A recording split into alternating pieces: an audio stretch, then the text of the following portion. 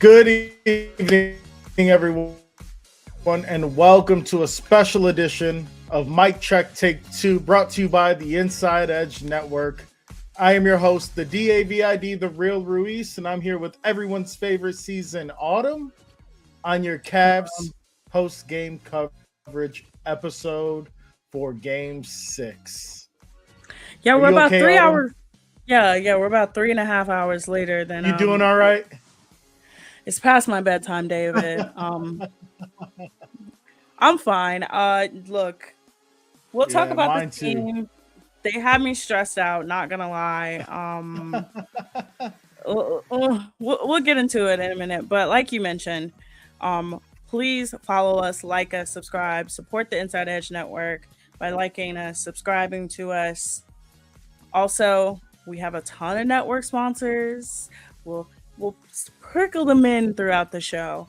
But David, let's start off with the reason why we are here so late, and that is the Cleveland Cavaliers. The Cleveland Cavaliers succumb in overtime to the Toronto Raptors. Now the game was looking dicey at halftime. They were down 10, coming back like from halftime. It looked a little crazy, but they clawed their way back. They tied the game in regulation.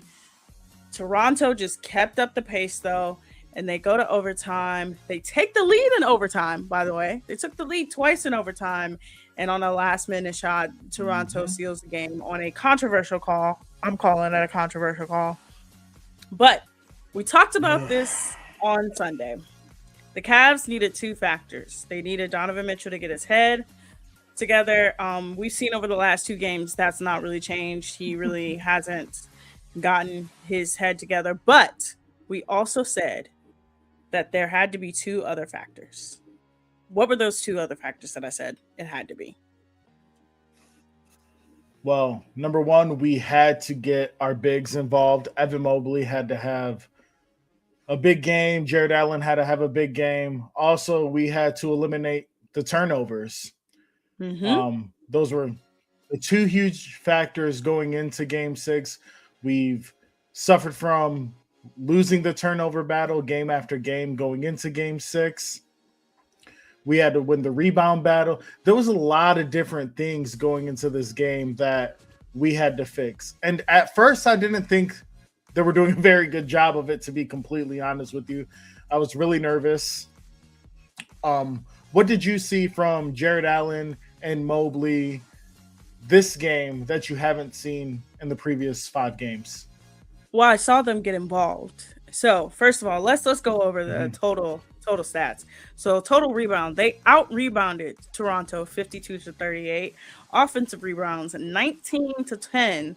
Defensive rebounds 33-28. They had less assists, less blocks, less steals, more turnovers. Toronto scored 25 points off those turnovers. They also had more fast break points.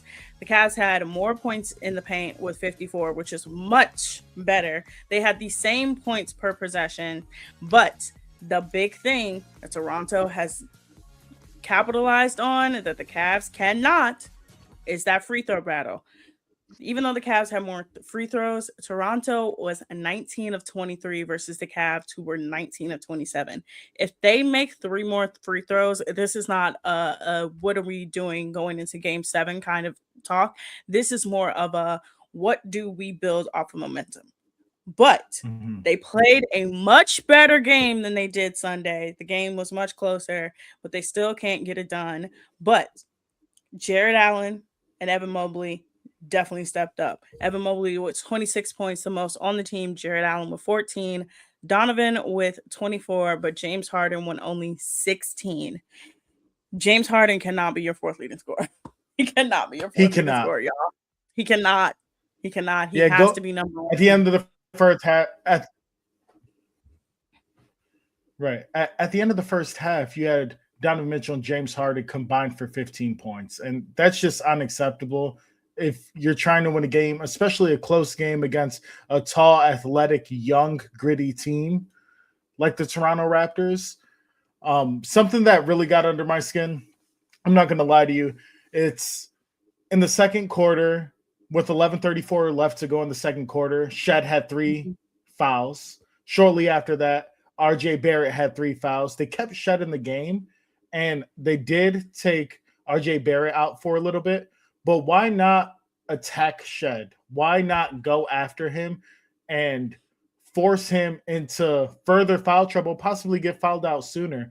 That's a question I would like to ask Kenny Atkinson. Like, what was the thought process behind that? What do you think the thought process behind that was by not attacking these players in foul trouble?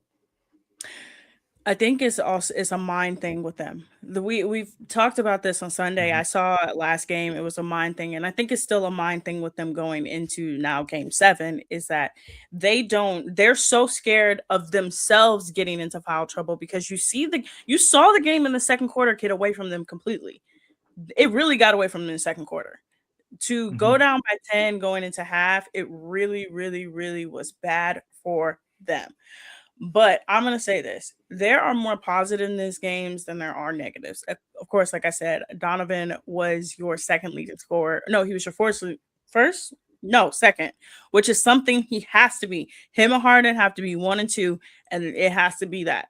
He cannot be number 3, number 4. He has to be number 1 or number 2. So the fact that he's number 2, Evan Mobley as your number 1 scorer, you cannot have that happen either, but I'm glad he was involved. But I think the other thing is that the Cavs bench, what are we doing? You had a great bench last season or last game. Dean Wade came off the bench with 10 points. Jalen Tyson only 5. Dennis Schroeder, who was your best player last game, only 7 points. Sam Merrill only 2 points. And Max Strus only 6 points. Thomas Bryant was -7.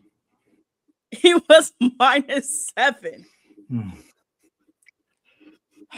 I don't So recall seeing him in the game he only played at 7 all minutes. during this series.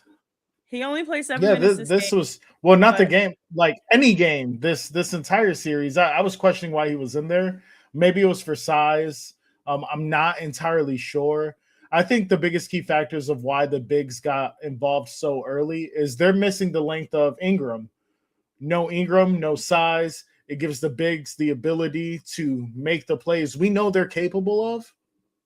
I was really nervous about Jared Allen early after he took that fall in the first, early into the first. I didn't know what we were going to see from him. He did make a couple key blocks going down the stretch, and he had a couple key offensive rebounds. But it felt like no matter how close we got, there was just a lid. There was a cap right over blowing the game open. That's how I yeah, felt the entire game.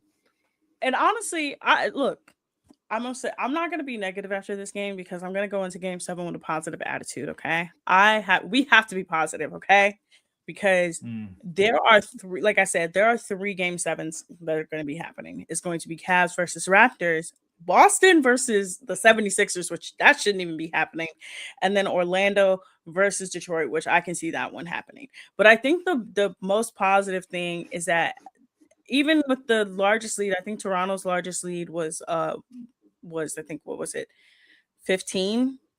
Mhm. Yeah, it was 15.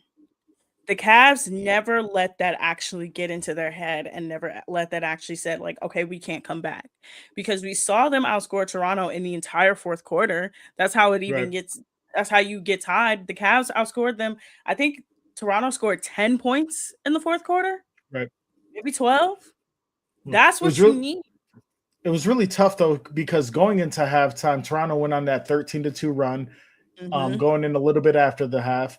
And even if we won this game, I'm gonna be honest with you, I was gonna feel like we lost because it was so exhausting watching I how know. hard they were trying. And the Cavs are the 6th oldest team in the NBA. We have the Hmm. veterans. We have players that have been around the block a couple of times. We have our system. We have our big 4. We keep bringing them back with the exception of James Harden. We're Hmm. bringing back these role players.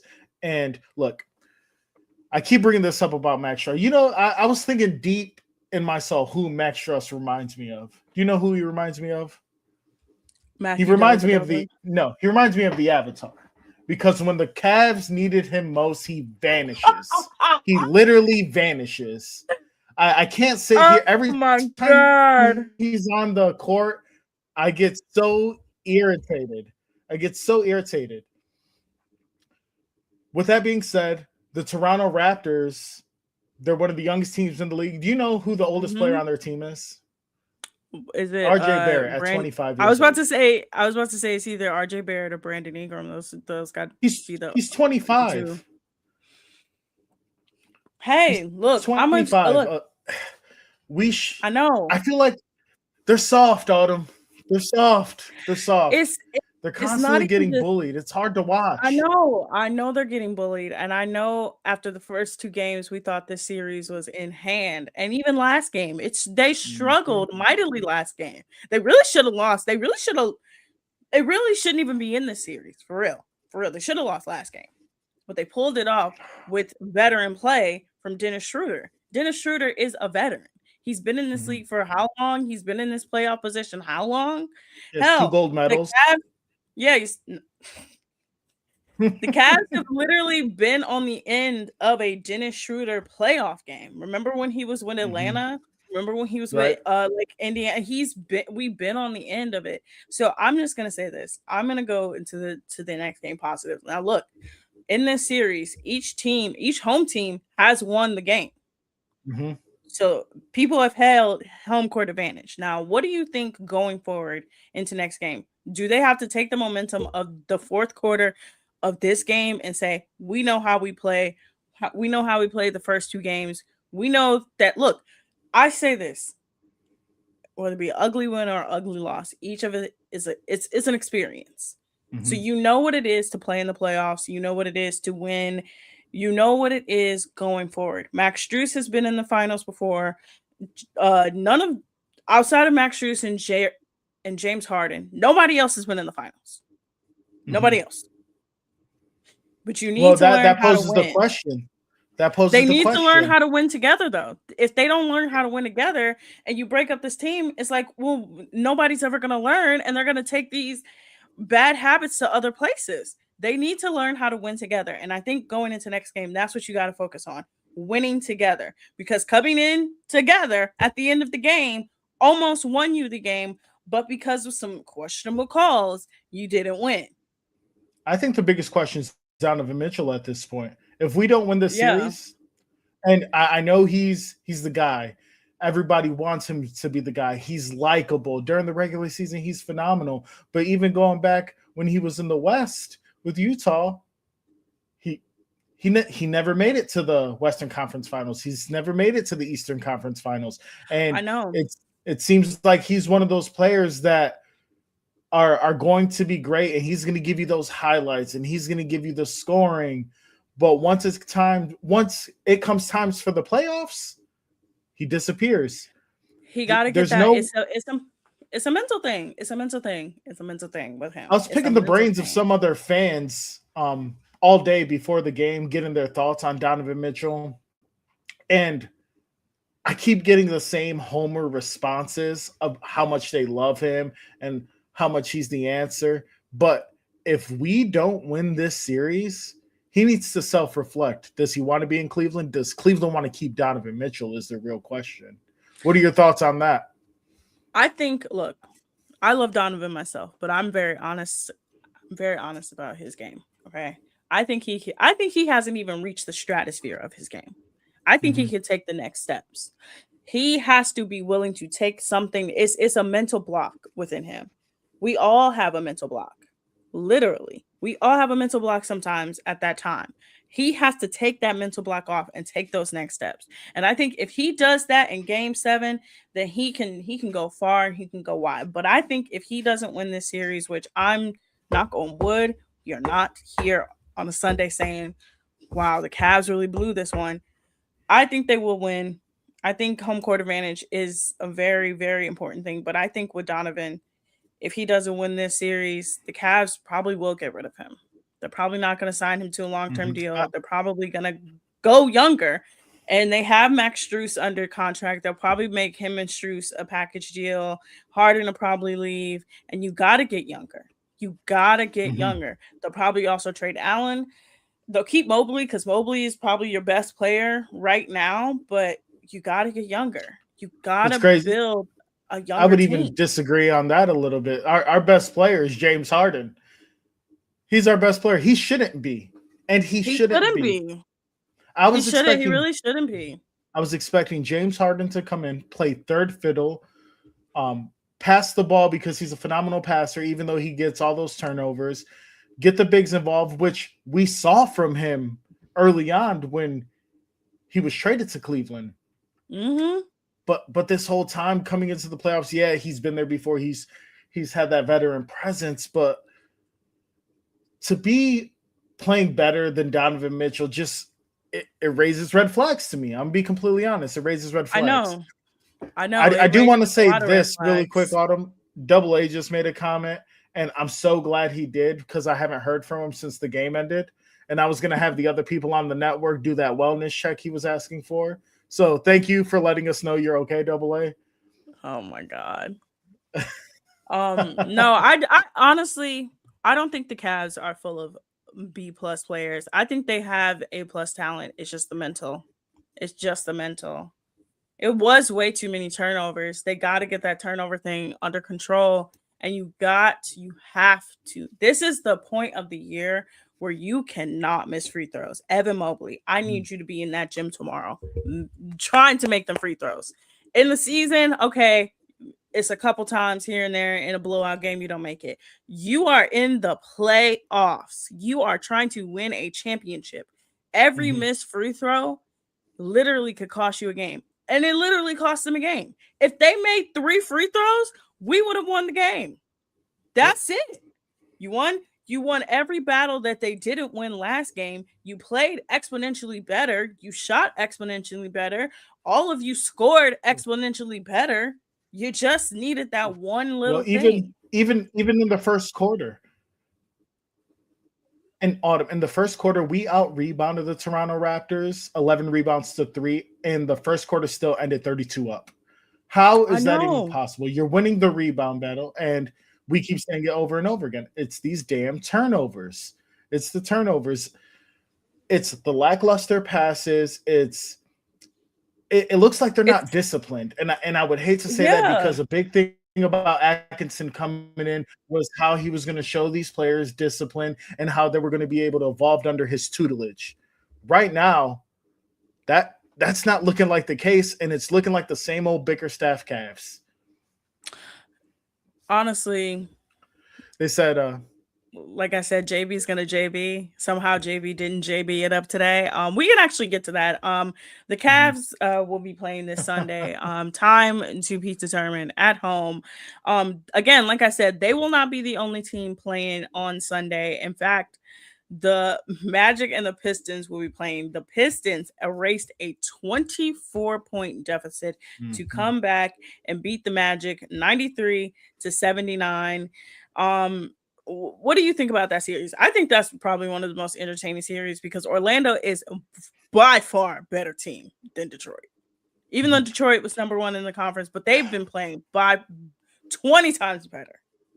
I do think so. The thing with Orlando, they're actually very similar to the Toronto Raptors, where they're a matchup nightmare because of their size and youth. Mm-hmm. And it's a lot of the same things. It's why a couple years ago the Orlando Magic took us to a game 7 in the first round. Also, it's the same concept. We're getting the same kind of ball play, and realistically, the Toronto Raptors are better than I thought. And I think, like you said, you believe the Orlando Magic's the better team. I also believe that, and also I also think Orlando has the better player. Mm-hmm. Paolo to me is one of the best players in the league. He's entertaining. He's fun to watch. He can stretch the floor. He can take you to the paint. He can facilitate.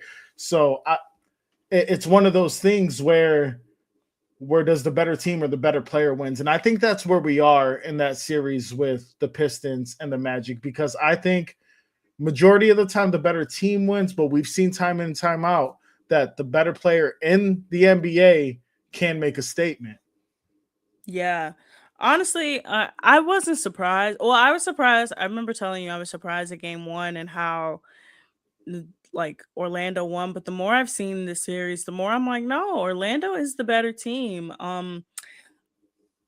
Look, a lot of people like JB Bickerstaff here. I didn't mind him here. I actually thought he like came in and took over a team that was kind of in shambles, made them a playoff team, but JB Bickerstaff is going to JB Bickerstaff it up. And he's going to have a win where the team comes from behind 20. But then they're going to have another game where they're down 20 and that's going to be the end of it, okay? But I think by Sunday, I don't know. It can go either way, but I think with the way the series has been going, I think unfortunately Detroit is going to pull it out. They're the number one team in the conference. I'm gonna just say this: the NBA does not want a Orlando Cleveland series. That's just not something that they want. That's what I want. I want to continue to have home court advantage going into the second round because we can't win away for some reason. I would love to have a Orlando Cleveland series as well, but I think the NBA having your number one seed lose again in the first round would be something bad. But let's move on. The Lakers are currently leading the Rockets 49-31 at halftime. LA is up 3-2. If LeBron pulls this off, he will once again cement his status as the greatest basketball player of all time. Tomorrow, the 76ers and the Celtics will play in a game 7. I thought the 76ers were dead in the water. Joel Embiid goes out towards the end of the season with an appendix surgery. And I didn't think he was coming back. Somehow, some way, he comes back, and he has been the deciding factor in this series. The Celtics have no answer for him whatsoever. And they were down bad last night. Like, did Tatum go down? Didn't Tatum go down for a little while? I'm not sure if he returned, but I believe Tatum went down at some point in that game. No, it was Jaylen Brown. Oh, Brown. Okay. Yeah, it was Jaylen Brown that went down in the game, but yeah, they will be playing tomorrow at 7:30 in Boston. And then the New York Knicks mollywopped the Atlanta Hawks 140-89, winning their series 4-2. The Knicks will be the first team to move on to the playoffs, and they will get to see if they play the 76ers or the Celtics. We really don't need to talk about that. We kind of all felt as though the Knicks were the better team. Atlanta just kind of like capitalized off the Knicks being the Knicks at times. But I want to talk about the most surprising series of them all, and that is the Minnesota Timberwolves beating the Denver Nuggets 110-98 without Dante DiVincenzo, who is going to be out for a year with a torn Achilles. And of course, Anthony Edwards is out for extended period of time with a knee bone bruise. David, I have never seen a team that just does not care. They didn't give up. There's no quit. When I say Jaden McDaniels is one of the funniest. That man literally said in game 1, he said, yeah, none of them can play defense. All you got to do is really go right at them. And he was correct. And a lot of people are going to look back at this series, and I've seen this commentary so far, and I want to get your opinion on it. What does this do to Jokic's legacy? Does it expose him as a player and maybe as a leader? Because a lot of people have didn't go back to that year they won the championship and are like, hey, you really only beat 41 teams to get the championship, and then you beat an 8 seed in Miami. What do you think that game or this series means to his legacy? Oh, I don't think it affects it at all, honestly. With Jokic, this is the thing. Jokic doesn't even try to be good at basketball. He's just good at basketball. He looks at basketball as his job. Like other people look at it as like, this is my life. This is my passion. No, Jokic leaves. He doesn't even, I remember when they won the championship, he didn't even want to go to the parade. He's like, when's the parade? Damn, I'm trying to get back to my horses. I'm trying to go back to Serbia. Like, this does nothing because Jokic doesn't care. if this affects his legacy or not. It's really the talking heads that really want to like moan and complain and say, "Oh, what's going?" Look, Jokic is a multiple-time MVP. He's an NBA champion. He has nothing to worry about. It's like I want to make an anime reference, but I'm not. It's like I'm so glad you stopped yourself. I'm really glad you stopped. Yeah, I stopped because I'm with you, and I couldn't do that. But he just does so effortless. You can tell he doesn't train as hard as everyone else. You can tell he's not in the lab. He works on his basics. He's a big body. He's a big guy, and he's able to make that work. Can you imagine if Jokic worked 50% harder, the player he would be? That's why I feel like it wouldn't affect his legacy at all. He simply just doesn't care. And if this was somebody with the ego or diva personality like Kevin Durant, I would say this affects their legacy tremendously. How are you going to get this far? How are you going to lose to a team with no weapons? But Jokic doesn't care. So the fact that he doesn't just proves to me that this isn't going to affect his legacy. What are your thoughts? That's my opinion on it. Honestly, I think it should affect his legacy because if you're an elite player and we hold you at the level of a LeBron James and a Michael Jordan and all these guys and everybody say Jokic is the best basketball mind I don't hold Jokic to that level. I don't hold him to that level. But if we're going to, what I'm saying as in if people in this industry and people that you talk to are like, Jokic is the greatest basketball player, he might be statistically the greatest basketball player. Okay, statistically, if you are the greatest basketball player of all time, if you are someone who has won, what is it, like 3 MVPs now, almost? I'm pretty sure. I've never heard anyone mention Jokic, LeBron, and Jordan in the same conversation. Oh my God. This is the first time I'm hearing this. I've heard this conversation so many times, not even gonna lie. But if you're gonna hold him in a regard as he's gonna go down as an all-time great, as a Hall of Famer, and all this, you cannot be getting punked by Jaden McDaniels. You cannot have a man say that with a straight face, yeah, they're soft. They can't do nothing. Their defense is whack. Go up and run up on him post game. He looking at you like, "What you doing, man? You're not doing nothing." Like to get punked by a man with Jokic doesn't get punked. Maybe the other players on the team get punked. You're not punking Jokic. He literally got punked. You can call a lot of big soft. You can't call Jokic soft. That was the fastest I've ever seen that man run. And first of all, that game. No, a lot of people can call Jokic soft all they want, but they're not going to be talking that smack if his brothers are sitting in the crowd. Absolutely not. Well, his brothers are always sitting in the crowd. Yeah. They're not doing that. Like, how many times have we seen Jokic get into scuffles, no matter who the player is, and things like that? I don't know. Let's see what the chat has to say if they think Jokic is soft. I don't think Jokic is soft. I think he's edgy, and I think he'll fight at the end of the game. I mean, yeah, they lost, but you can call the other people on that team soft. But to me, Jokic doesn't play a soft game. He doesn't play a soft game to me, but a lot of people do think he is soft. But he has 3 MVPs. I'm sorry. Winning 1 MVP is a big deal. Winning 3 MVPs and almost all of them back to back to back is something that we need to Yes, it looks bad. And an NBA championship. But it looks bad if you're going out in the first round and this team doesn't even have its best player. And look, Rudy Gobert, as much as I do not like him, that man literally started COVID. I want to say that right now. He is the literal reason why we had to stay in our house for 2 years.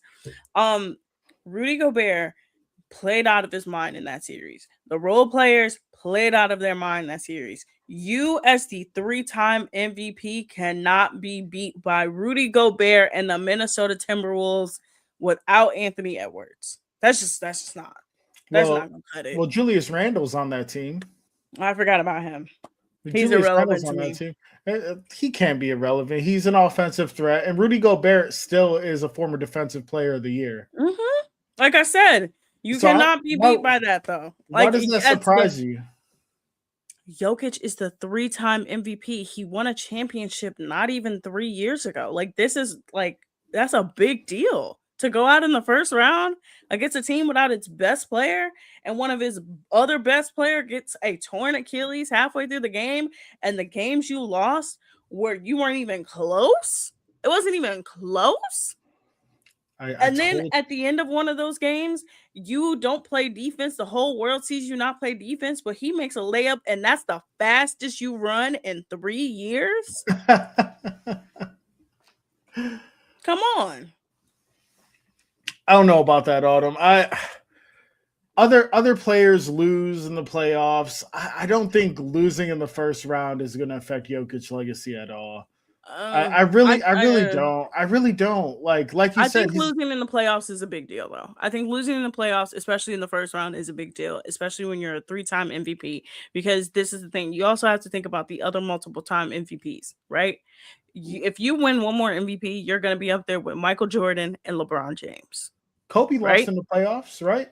Kobe lost to Paul against Dirk. But Kobe also has 5 NBA championships. Yeah, LeBron lost in the playoffs. Yes, but when was the last Paul time Pierce LeBron lost in the first playoffs? round? Kevin Durant lost in the playoffs. LeBron has lost in the first round. Don't you ever compare Nikola Jokic to that doo-doo man, okay? He's an NBA champion. He is. He's a 1-time NBA champion. Mm-hmm. That doo-doo man, I still don't like him. I still don't like him. There's something about him. Still don't like him. But the NBA playoffs are well underway. I think the only second round matchup we have so far is the Timberwolves and the Spurs. They begin their series on Monday. And then everything will be decided specifically if the Lakers right now are up 56-37. So I'm pretty sure the Lakers are going to go on to play the winner.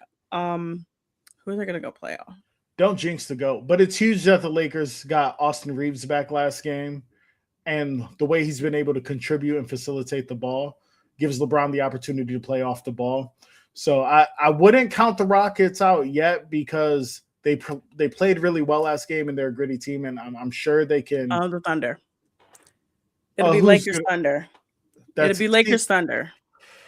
Does Luka come back next series? Probably. Well, Austin Reeves came back last game. They're going to need Luka against the Thunder. Yeah, because I was like, what other team? I'm like, there's another team in the playoffs, but then I forgot the Thunder swept Phoenix. So they haven't. You had to scroll all the way back for their games.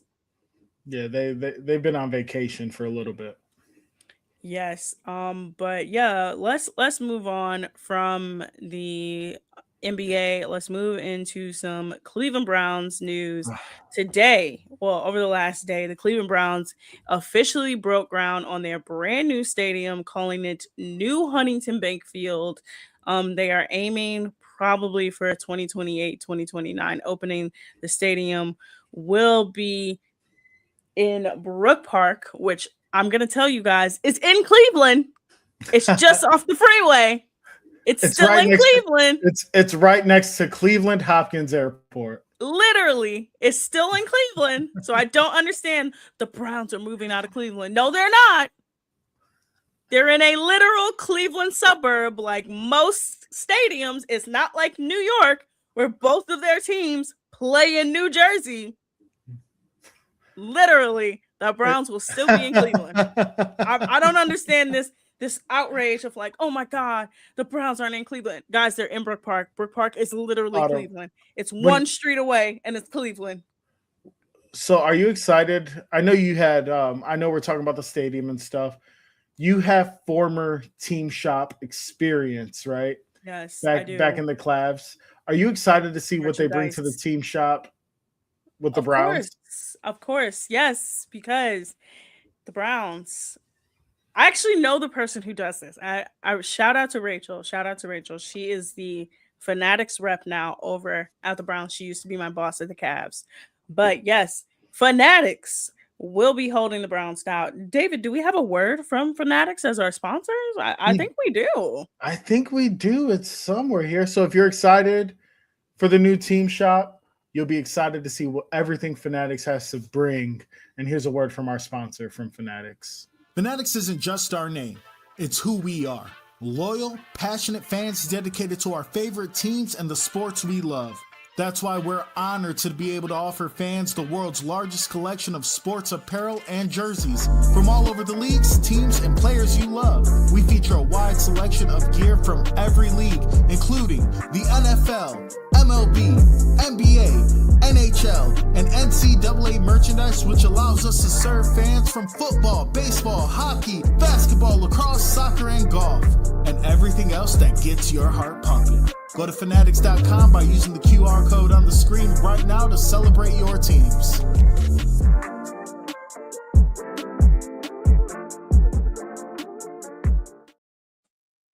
Yes, Fanatics. Definitely don't wait. Yeah. Tell them definitely don't wait for the stadium to open.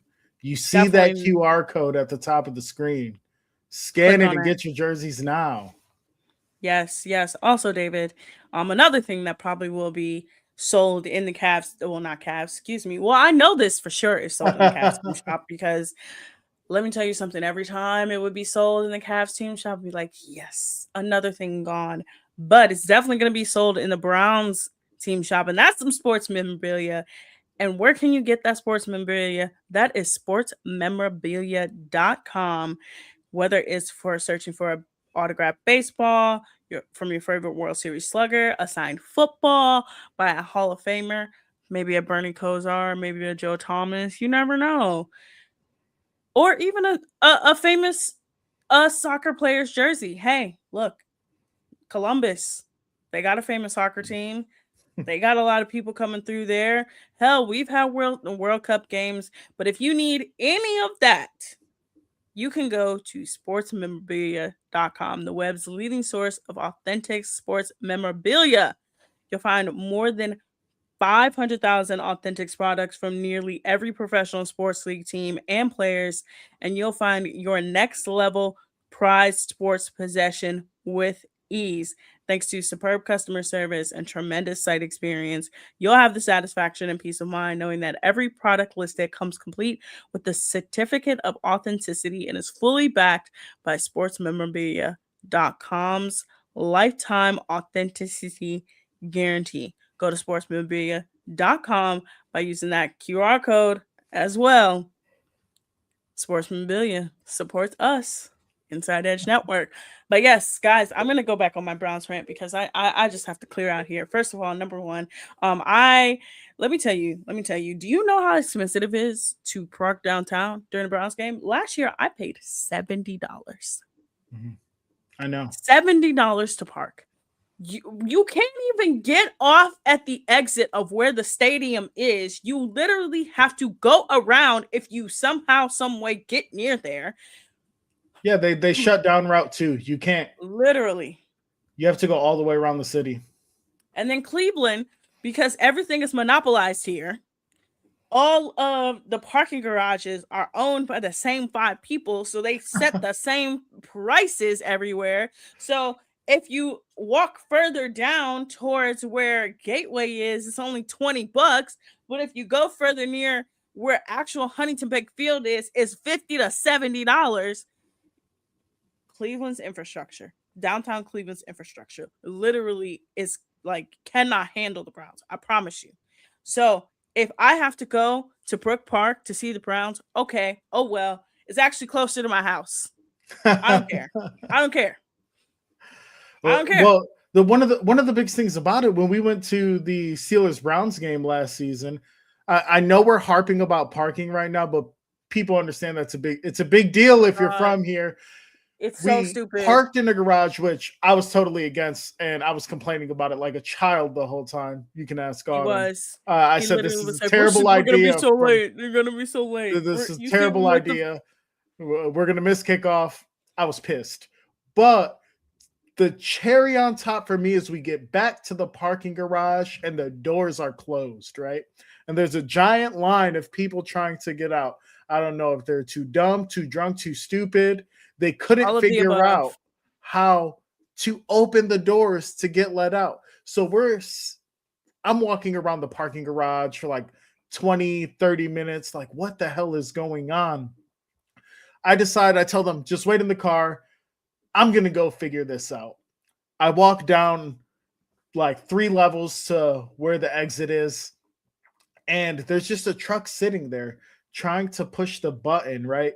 He has no ticket in his hand. His ticket's still on his dash, and he's like, "It's not letting me out. I don't know what's wrong." He was saying it a lot worse. He was slurring really bad. He shouldn't have been driving. And I'm like, "Man, what are you doing?" I literally grabbed his ticket out of his window and put it in the machine and watched the gates raise. Given I understand, I understand his confusion slightly. I give him a small pass. Why did you close the gates in the first place? All the gates were open to get out. You need a ticket to come in or out. You have to pay to come in. You need a ticket to get out. Why close it? It's to induce panic. Everyone that worked there had left for the day. So there was no one asked for help. And it was a hot mess. It was a hot mess. So you understand our frustration when I say I don't mind that they moved to Brook Park. I actually, some people are like, oh my God, they're moving to Brook Park. Please, please move them out there. We'll have more parking. We'll have more parking. Well, not even parking. You know how I feel about it. If you don't go to games, you can't have an opinion. And that's what I honestly believe. I go to probably almost every single home game we have. Even last season, I traveled to Baltimore and I traveled to Pittsburgh, and I travel for these games. If you don't go to the game, shut your damn mouth. You can't have an opinion It's not even regardless of if how you feel. if you don't go to games, if you don't actively travel downtown multiple times a year or just are downtown and have had to pay, you know that I paid hundreds of dollars in parking over the last like 3 or 4 years, almost thousands, Just take because the it rapid. just costs so much. No, Just take the no, rapid. no. But yeah, so they break construction. It says I said 2028, 2029 is the shooting date. And also it will be an enclosed stadium. Finally, somebody figured it out here in Cleveland to close the stadium. Now, this is supposed to bring, of course, more concerts, more everything, and of course, the Browns will eventually try to shoot for the Super Bowl. And if you don't think that the Super Bowl would be a good idea here, it would be the great idea here.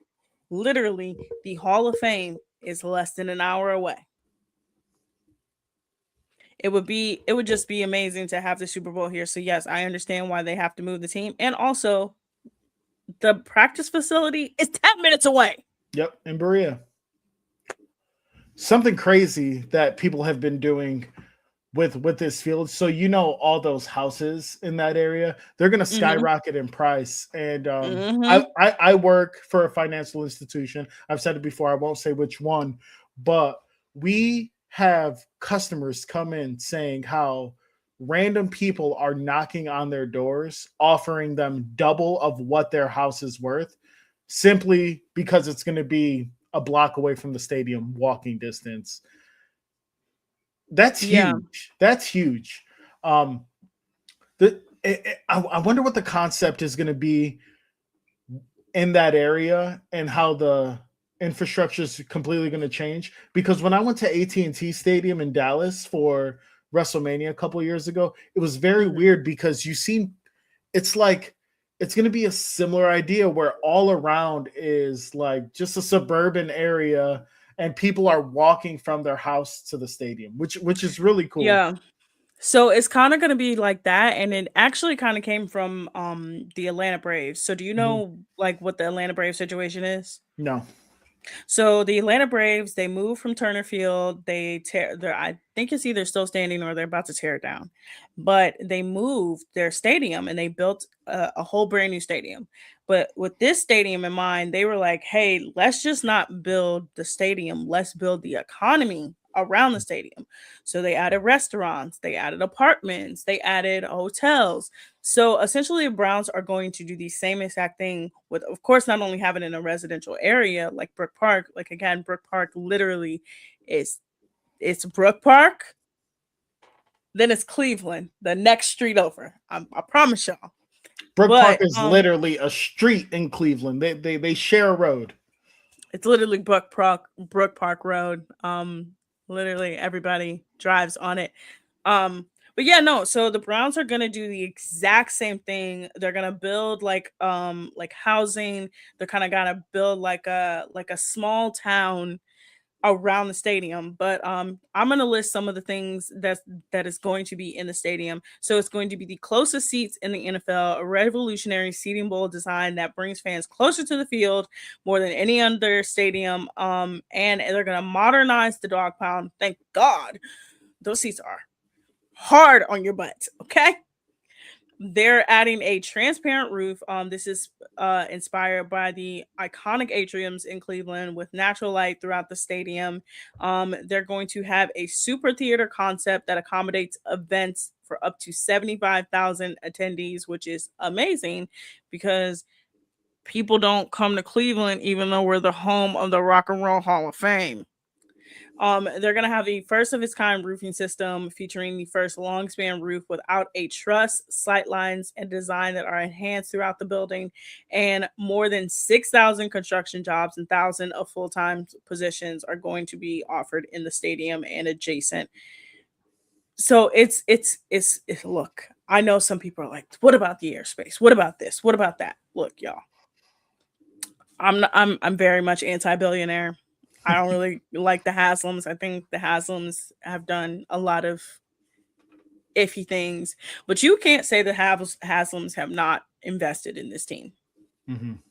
You cannot say that they haven't invested in the city, and you cannot say that they haven't taken the time to really look at the city and look at the team and say, okay, what can we do to improve it? And they've tried to do it year in and year out. Do I think they're great owners? Absolutely not. Do I think that they are trying? Absolutely. But we'll get to more Browns news. Mary Kay Cabot. Mary Kay, girl. Oh man. Mary Kay, girl. I be trying so hard to defend her because she's a woman in sports, but she makes my job so hard. But Mary Kay Cabot came out with a report. Essentially, the Browns are having mini camp, the rookie mini camp and regular mini camp, and she has indicated that Deshaun Watson has taken the next step. Mm-hmm. And Shedeur Sanders has not, and this has caused a lot of blowback, specifically from Shedeur Sanders' brother Shiloh. Shiloh was caught on stream telling her to go make a sandwich. Why? It just seems like we can take 2 steps forward with this team to be like, oh my God, nobody is gonna say anything stupid about this team. And then somebody does something that brings so much attention. When I say you look up the name Mary Kay Cabot, Yahoo Sports, USA Today, People.com, Heavy.com, the New York Post, TMZ, all have articles about it right now. No. And that's anytime there's I feel like she thrives off of breaking controversial news with the Cleveland Browns. Even back with Baker Mayfield and everything leading up to his departure from Cleveland, I felt like she was a front runner and held the reins for a lot of that. Mm-hmm. She definitely was. Well, I know she allegedly says, well, she definitely says that allegedly Deshaun Watson will be, he's leading the way right now. He's the starter, but realistically, Mudkin's not going to, he's not going to name a starter at all until the end of summer minicamp in June. At least that's what I've heard. So realistically, what if, Autumn, we're sitting here come September? What, in less than 6 months? Deshaun and he's Watson, the starter? Yep. And he's the starting quarterback of the Cleveland Browns. And everyone is pissed off. They're like, what are we doing? Game 1, lights it up, throws 6 touchdowns, 350 yards, gets the dub. What would your reaction be? Bad quarterbacks can have a good game every once in a while. All right, but then what if he does it the next game? And what if he strings together a 10-win season and makes the playoffs? You are shooting for a star that ain't there, buddy. I'm gonna just tell you right now. Look, I'm a cup half full kind of guy. Deshaun Watson, okay. Let me be for real. Like for real. I'm gonna be for real. Like I'm being dead ass right now. Dead ass for real. I don't really care for Deshaun Watson. I don't understand why the Browns traded for him. Personal life aside, he's a terrible person in his personal life. That's just something that I don't like him. But quarterbacking aside, you had a man come in off of injury, right? He didn't play for his first year that he was here. He plays towards the end. He spends 1.5 seasons as starting quarterback. We really don't see much of anything. We see some flashes of good here and there, but he's not really the same Deshaun Watson that he was when he came out of Clemson. He's not played for almost 2 full seasons now because he gets hurt very early on into his last season that he played, which is almost 2 years ago. It's mini camp. They're not hitting each other. It's not game time. It's all of that. I do not think Deshaun Watson is your future. I know that people are like, you have to give him a chance because of that contract. Absolutely. The contract is disgusting and they have no choice. But he is clearly not your future. What the Browns did in the draft did not do anything to build around his talents. It's clearly to build around Shedor's talents. Todd Monken, the Browns coach, literally talked about how he recruited Shedor in high school to come play for him in college. He tried to get the Ravens to draft him last year twice. And now he's in a place where Shedor is finally his quarterback. I'm sorry, Mary Kay. That will not happen. Well, I will say the Browns aren't necessarily building around any quarterback. They're building a team, but they're not building around Deshaun Watson. But they're also not building around Shedor either. If a better quarterback comes along, depending on where we are in the draft next year, or if some miraculous reason one of these stud quarterbacks come to us in free agency, unlikely, but they're building for any quarterback that can win. That's why they're revamping the offensive line. That's why they went out and got two of the top 25 players that were wide receivers. In my heart, I don't think for the next 2-3 seasons we're going to win anything, to be honest. We broke ground today for that dome, and I feel like they're building a team to target winning once we get to that dome. I truly believe that in my soul. Well, I could see that, but at the same time, there is no way that Deshaun Watson has been on this team for almost 6 years now. He's played 2.5 full seasons. What is he like for real? Like I'm when I'm saying this, I'm dead serious. What has he's shown you in the 2 full seasons that you're like, you know what? Let's make him the starter. He's shown you nothing. He's given you nothing. He didn't even get you to the playoffs when you made the playoffs. Joe Flacco did that. The one positive thing I've seen from Deshaun Watson in the entire time he's been in Cleveland is coming back into the program and trying to mentor Shedor Sanders. That is the only positive thing. Nothing on the field I've seen.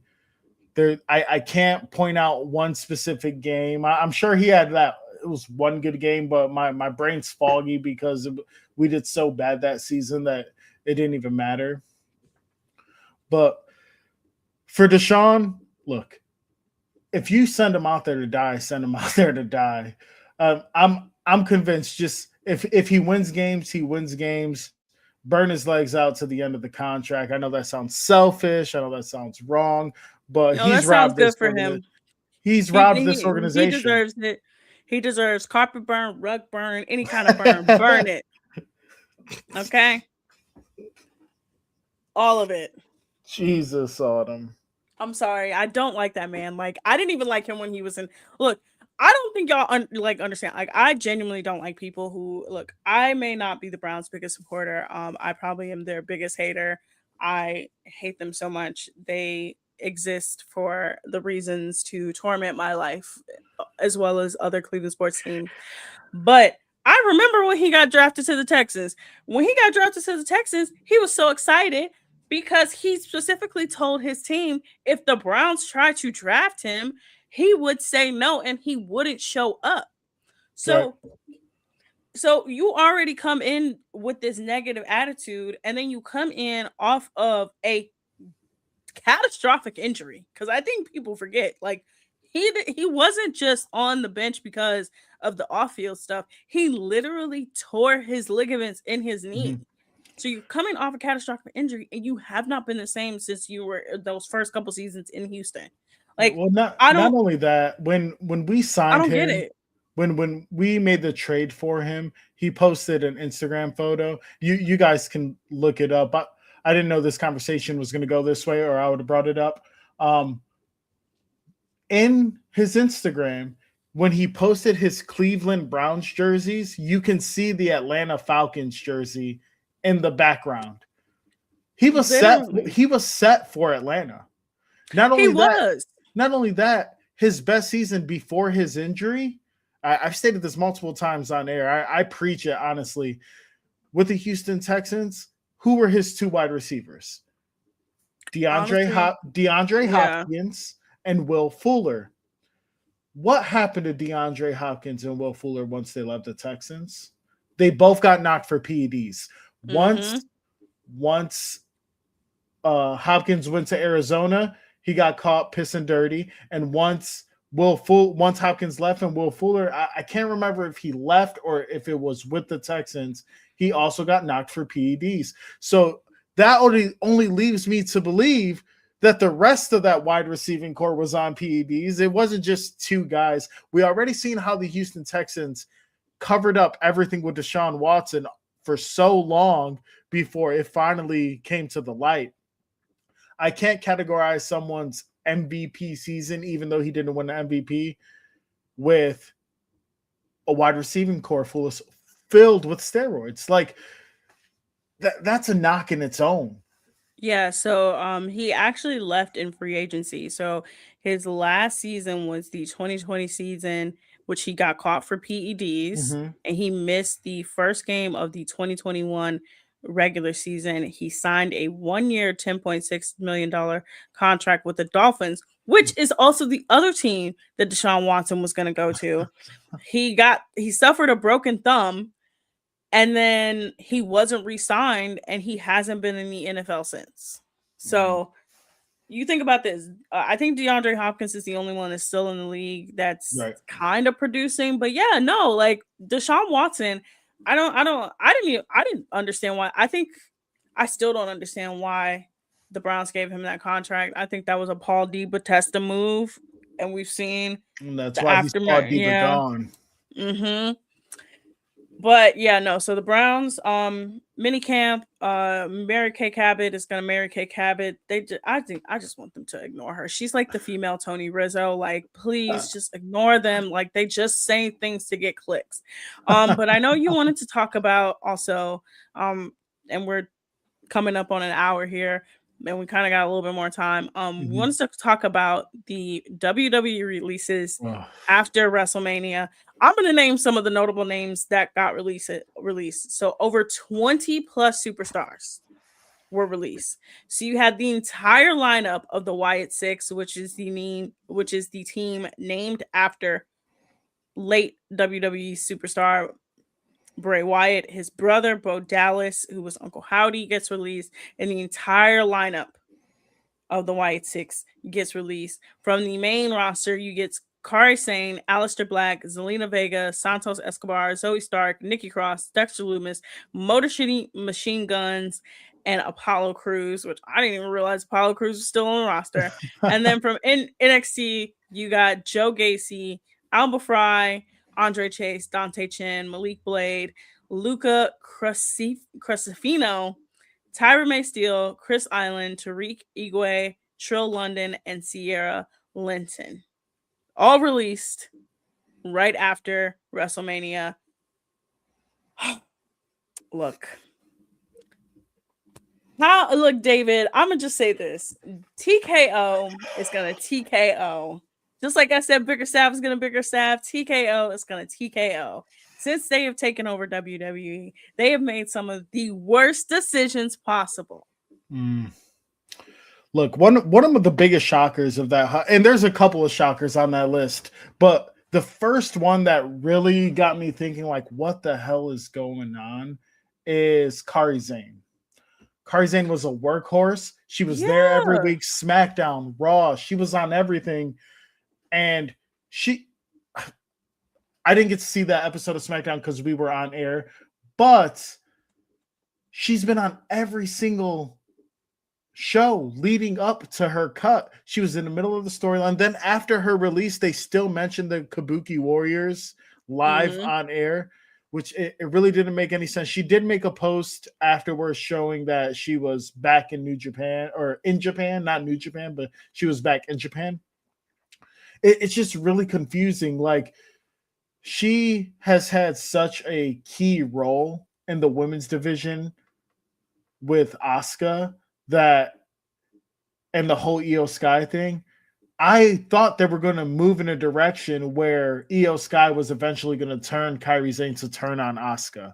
Is genuinely what I thought we were coming to see, especially after WrestleMania, just for her to get cut. So she did leave Asuka, but TKO said, we're not even writing it in a storyline. We're just getting you the hell out of here, which honestly, it didn't make any sense to me.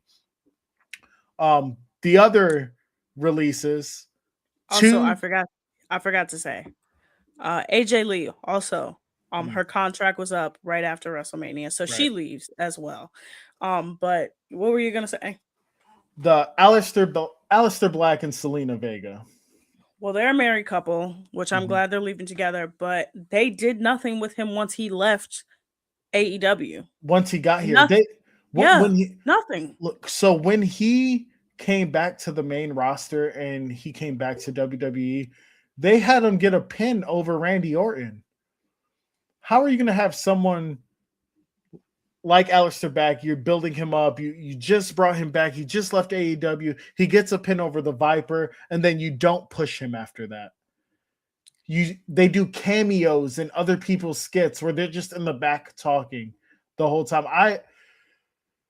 They did them like they did Karrion Kross. Oh my God! Yeah. I keep reading this rumor. I don't know if it's true or not. It's a rumor for a reason. But it's a lot of like wrestling pages and outlets. Nothing really notable, but they're all basically saying the same thing about TKO. Is they really don't like the darker characters. Well, it's they don't clear like that kind of aura.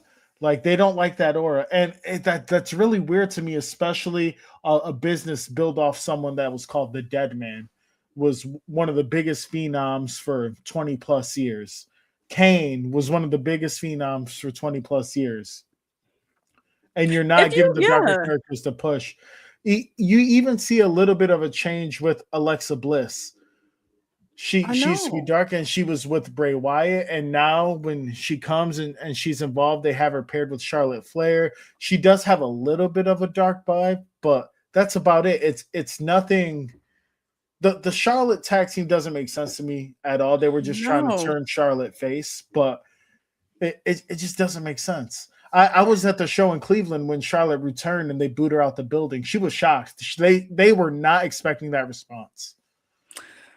Okay, I'm gonna break this down.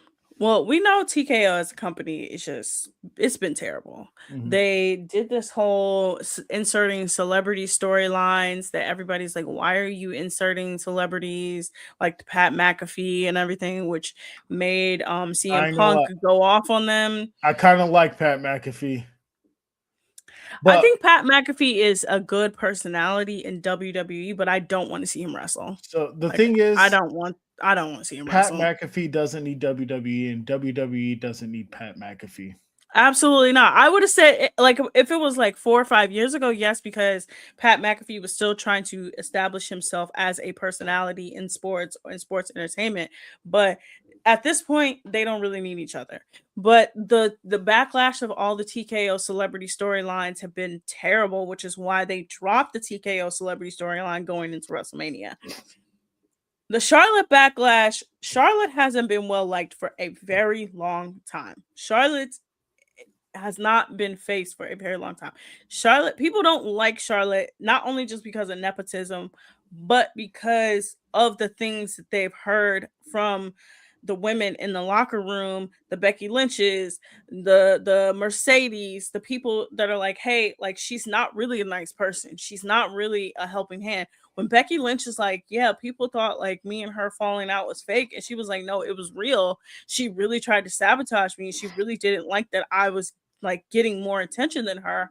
I think that's another factor. And then it doesn't help that her dad is Ric Flair. Right. It doesn't help that her dad is Ric Flair, and people have their opinions. Like some people like him, some people don't. But the Charlotte of it all, I just think TKO as a whole company, you can tell where Triple H is like, I'm trying to be the Triple H of like early NXT, and then you could tell when TKO is like, no, you can't do that. Completely scrap it. Well, like I told you. Even Selena Vega, when she released her statement, and she kind of broke down on her live stream too. She said that it wasn't the normal WWE officials and people in the back office that gave her the notification. It came straight from TKO. And they publicized it before she had the chance to even say anything. And I think TKO is probably going to be their downfall, because I think we talked about this very early on in the show, not this show, but like other shows, of how they have no respect for women's wrestling. And I told you this. I said that their biggest problem right now is nobody cares about that women's division. And look at what's happening to that women's division. You have somebody actively involved in a storyline get released. Actively involved in the storyline get released. And I've seen the whole thing of like, maybe it was a release that isn't a release. Maybe it's a contract debut. It's an active storyline and an active push of multiple wrestlers, and they got released. You have the fact that people are finding out through Instagram. You have the fact that the women were given less than 30 minutes. 30 minutes in WrestleMania.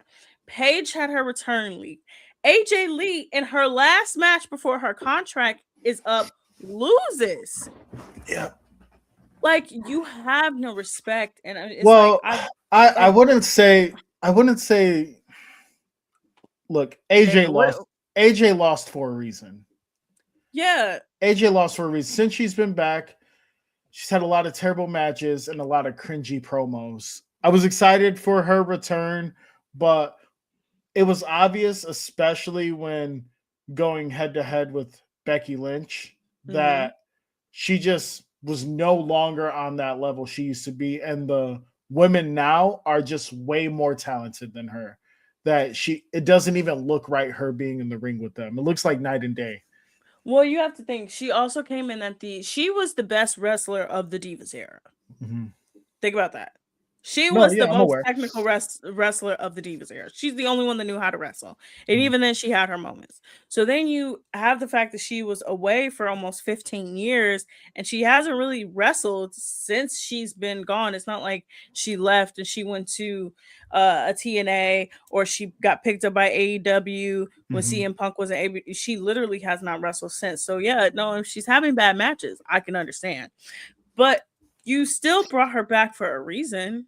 She still has a legacy, and instead of letting her go out on top and letting her be celebrated, she loses, and that loses your momentum. Again, Paige coming back is such a big deal. Knowing what she's been through, knowing the injury concerns, knowing her off the out of the ring stuff, and you spoil that. You leak it and spoil it. Like, it was just like thing after thing. And then the fact that night one, the women get less than 30 minutes. You have, like, there's just so much wrong with TKO.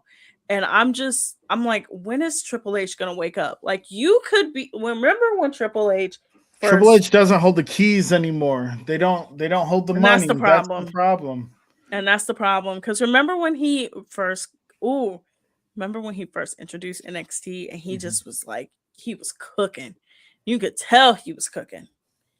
It's almost like, would it be worse if they brought back Vince, or would it improve the product? David, don't make me slap you through this. No, give me an honest. Who do you think will produce a better product, TKO or Vince McMahon? Can I drink bleach? Because No. I think both would be No. bad. You got to hit a would you rather, and this is one of those would you rathers, and it's TKO or Vince McMahon.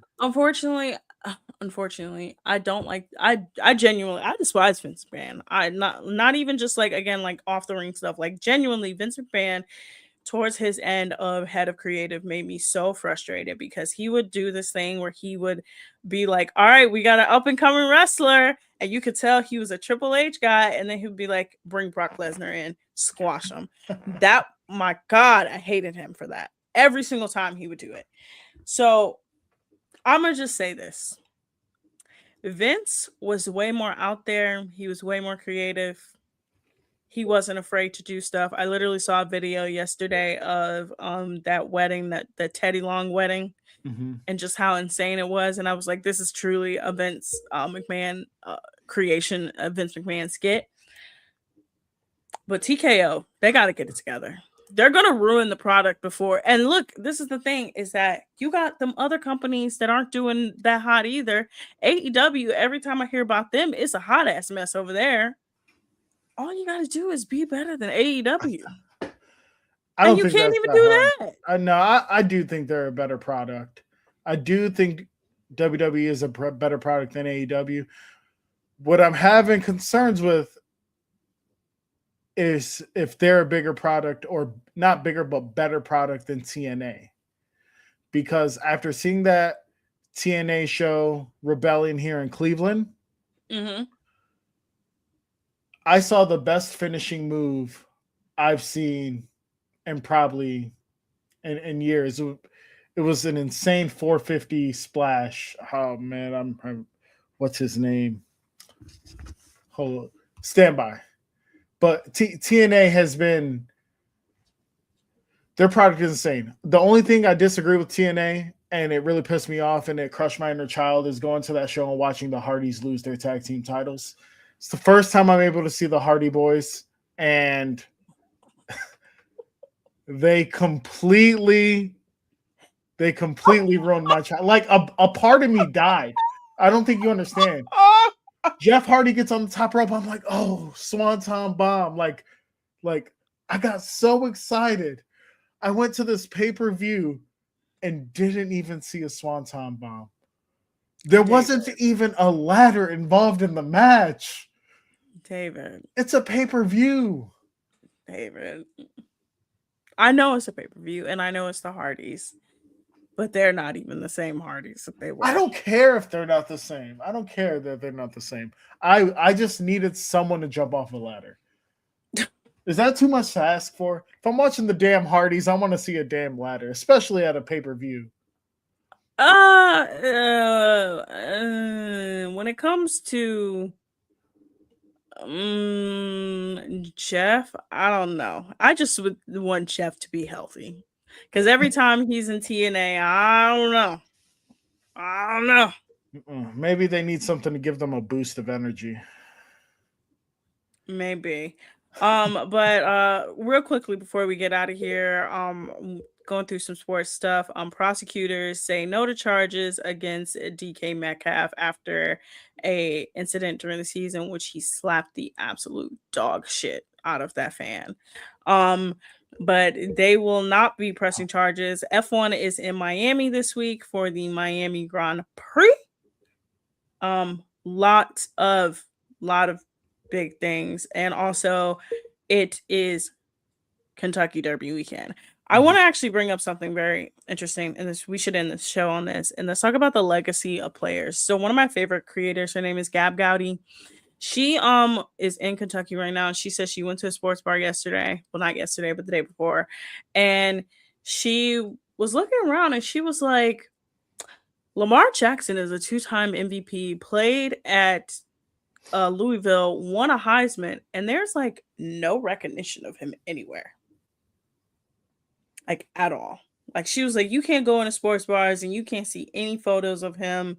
And I want to talk about the impact of the player. Do you think athletes are having the same impact that like athletes when we were growing up did? Because like you can't go into like an Ohio-based sports bar and not see something from like Ohio State from like 20 years ago. Right. You can't see anything Troy Smith or Ted Ginn or any of those players not related, like in a whole, like even locally in Cleveland. And it's just I like, so does and the that's impact matter the same as it did maybe like 20 years ago as it did today? so I'm gonna say no. Hmm. I don't think it is, especially with the state of America that it's in. Um, the players just simply not speaking out as much as people did back in the day. Even with it's not only players, it's just athletes in total. Yeah, we have some people speaking out, but when they do speak out, they get blackballed and they really shut up after they get blackballed. Unfortunately, it's not like we had Muhammad Ali making a statement, say he's not going to fight in a war, giving up his boxing license, not being allowed to fight in America anymore. So some of the greatest fights of all time were held in the Philippines, like the Thriller Manila, and that's simply because USA Boxing wouldn't register his boxing license in America. And a lot of that we see now. It's more about the garbage we see now from athletes is like the nonsense with Clay Thompson and Megan Thee Stallion. They're more about that kind of image than doing an image that really matters. Like that means nothing. That is the all the drama and publicity that relationship is getting is it, it's comical to me. It's comical when these Well, these athletes don't make stances like they used to. well, Clay is getting his ass torn up, and I, for one, am here for that. I've been a Clay Thompson hater since 2015, y'all. Yeah, you're a Um, Cleveland fan. Absolutely, That's it. Like 100%. I was glad when Keep it LeBron left going. so I could watch good basketball of the Golden State Warriors for a little bit. I was able Um, to enjoy it when it was not against Cleveland. Hey, I'm a certified hater. But no, it kind of did disappoint me when she said she was like, what is going on here? And I think not Well, only is it do we have athletes that don't stand for anything and like where sometimes in this country you are, but I also think the culture of celebrating athletes is completely different. but I also think what in her stance, she said she was in Kentucky. I Hmm. don't want to sound like this, but it's definitely a demographic thing. Um, Well, it is Kentucky. He's an African American quarterback that played in Louisville.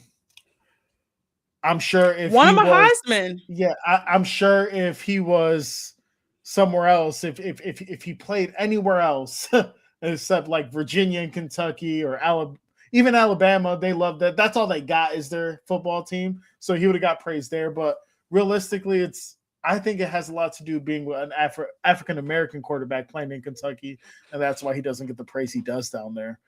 Because You are correct. even here, you see like in more urban cities, in Cleveland, Chicago, Detroit. It doesn't matter. Even now, we had a couple players from the NFL get drafted. What's his Carnell name? Tate. Carnell Tate. But not only that, we had a kid that went to Glenville. He just got drafted in the top 5 picks. We had offensive lineman from Strongsville that got Hmm. drafted. He played 4 years at Clemson, and I'm being completely honest with you. I forgot the offensive lineman's name because I never heard about him. But you know what happened? Someone came up to me and said, "Hey, did you hear about this guy? He's from Strongsville." Yeah. And that's one thing I feel like that's very special about Cleveland is we're going to support our athletes, whether you love them or hate them. Hmm. You're going to support the athletes that come from your city, and they come from your state and your local. Look at when Norris Cole got drafted to the Miami Heat because Oh my God. he was a Cleveland State guy. Was We not saw even this, from Cleveland. He's yeah, not not even from no Cleveland. he played at Cleveland State and went crazy, and Cleveland loved him. We praised him, and I feel like cities like I mentioned it before, Cleveland, Chicago, Detroit, a lot of like Midwestern cities, urban cities, I feel like we have a certain aura and a certain appreciation for the athletes that come out, especially Baltimore, because we know they come from nothing when they're coming from our cities. Yeah, honestly. And look, I will wage beef against Kentucky. I don't like that state either. Cincinnati is in Kentucky. It's not in Ohio. I will forever state that. Your major airport is literally in Kentucky. Half of your city is in Kentucky. You're not in Ohio.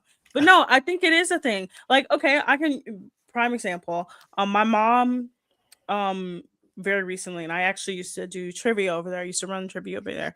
There's this bar in Cleveland Heights called New Heights. It's called New Heights Grill. New Heights Grill is so centralized to Cleveland Heights and so centralized to that region that Travis Kelsey and Jason Kelsey literally named their podcast after this bar and grill. Mhm.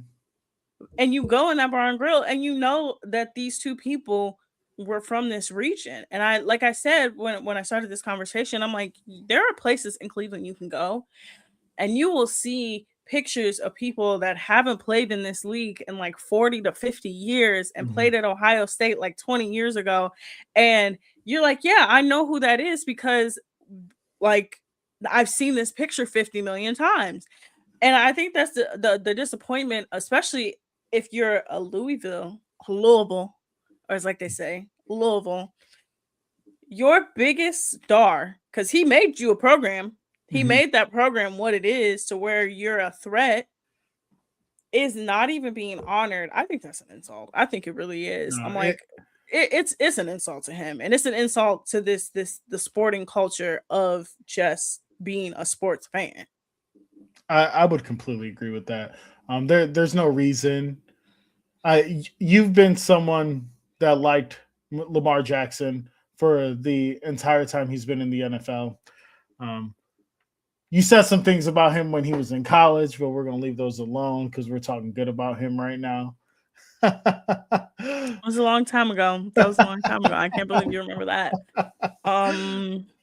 No, I stand by everything I say about Lamar Jackson. I think Lamar Jackson is a good quarterback. I think he's underestimated. I think he does have injury troubles, and that the way he plays football sometimes is going to prolong those injuries over the years. But winning 2 MVPs and a Heisman and essentially establishing yourself when nobody thought you were gonna be able to do anything, and people were literally saying Baltimore is stupid for taking you, and you go to like your hometown bars and there's nothing from your time at Louisville. That's an insult. It's unfortunate. It's unfortunate. I'm not saying build him a statue, but Acknowledge that he was there. Acknowledge him a little bit for what he's done and the attention he's brought to your school after he's been in the NFL, and the attention he's brought to your program, saying you produced someone like Lamar Jackson. That's an honor in its own, saying you're able to produce a multiple time MVP with your program. And I'm sure they have that conversation when they talk to recruits, when they talk to other quarterbacks. Remember Lamar Jackson is one of your favorite quarterbacks. Guess where he went? Guess where he won his Heisman? We can do that for you. But at the same time, is it really what they're doing, especially with the NIL deals? So that's going to be a conversation probably for a different day, but it's a sticky situation. It really is. It's a real sticky situation because it's like kind of damned if you do, damned if you don't. Oh, before we go, one last thing. The Cleveland Guardians were, as I saw like 5-10 minutes ago, they were up, I think 8-4 against the, I don't know what the hell they calling them. I think, oh yes, 8-4, bottom of the 7th against the Athletics, whether it be Sacramento, Oakland, Vegas. Well, that's a big deal because we're coming off of a bad skid. Yeah, bad skid. What, 6 games straight or 3? Yeah. We lost the last series. We lost the last 2 series. Yes, but they beat Tampa in the last game. They won only 1 game against Toronto. So I think it wasn't a 6-game, it was a 4-game skid. Yep.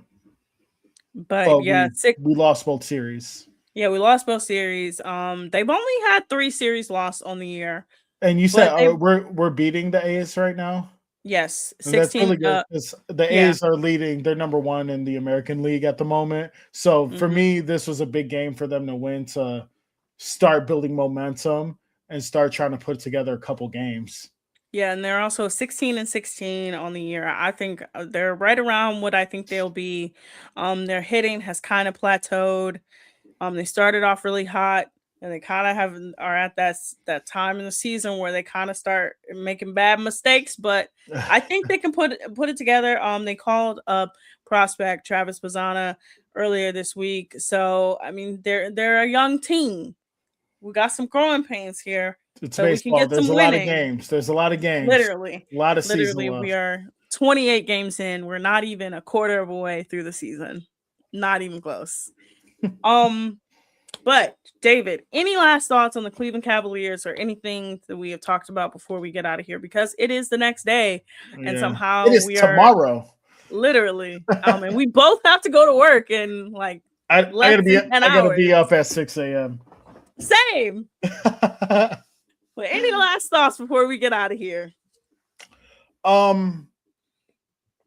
Final thought on the Cavs game tonight. Not even the Cavs game tonight. It's going into game 7 and what we really have to do. Once again, sound like a broken record, but it works when we do it. Control the damn pace of the game. You know they're fast. Cut them off. Get them stuck in that half-court offense that they're terrible at, that they can't produce at. Once you let them run, they're already down the field. You hear their head coach in the huddles saying, run. I don't care. You get a steal, run. You get a block before anyone even gets the ball. 2 of you need to be running down the court. And they're playing such a fast and high-tempo game. That's part of their youth, but the Cavs have to make that adjustment. They have to be able to slow the game down. If we do not slow the game down, we'll have to do another wellness check on AA Sunday. Yeah, we really will have to. And he's up. AA is up. I'm surprised he's not going to do his crack show after the midnight run after this. But no, I think final thoughts is they need to take all the positives from this game and apply it to next game. You know you can win. You've won at home. You need to take the momentum into the next series against whether it be Detroit or Orlando. They are much younger teams than you, but you are the veterans here. You know how to win. Don't let it happen. Be the veterans. You know you can be. Take the momentum. Take the positives. That's all you got to do. That's all you got to do. Yeah. One last thing before we go. We have a special clip here to play for the Inside Edge network that our producer Joel has been getting together for us. We love our producer Joel in the background. He really doesn't like to be seen, but we got to give credit where it's due. He likes to stay in the shadows. I respect that. I get it for Joel. Joe, but we're ready for that clip.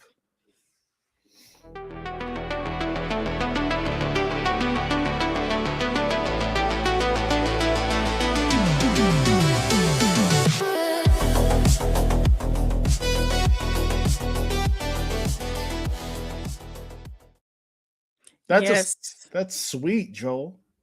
Yes, thank you, Joel. Yeah. But yes, you guys, we have an action-packed week coming up for you. So tomorrow, technically today, you'll have Real Talk with Papa Moon. You'll have your Game 7, which I can't believe we're saying this. Game 7 post-game show this Sunday. And then, of course, you'll have our regular lineup of shows during the week. I will be on this Wednesday at 7:30 with my co-host Christy Acuity on Jersey Chasers, and then David and I will be back next Friday for Mic Check Take 2. David, until next time. Yes. Until next time. Any more thoughts, regrets, anything? I regret not having an extra shot of whiskey after watching that show, or also an energy drink. W Energy that also supports us. I'm gonna tell y'all, energy drinks do nothing for me. In fact, I can go to sleep after drinking an energy drink, but still support us. Support the people that support us. W Energy. Use the code Mic Check Take 2. W Energy. Be better. But yeah, no, guys, we're gonna get out of here. Thank you all for watching us. We love you. Have a safe night. You're watching us at 12:11 in the morning. We appreciate all of So you. yeah, so I know a bunch of insomniacs when I see them. All right. Once again, thanks, guys. Make sure you tune in to Mike Check Take Two next Friday at 7:00. Make sure you follow the Inside Edge and Mike Check Take Two on Instagram, Facebook. Subscribe to our YouTube channel, TikTok, X. You know the drill. Like, share, subscribe, and we'll see you guys next week. Deuces. Peace.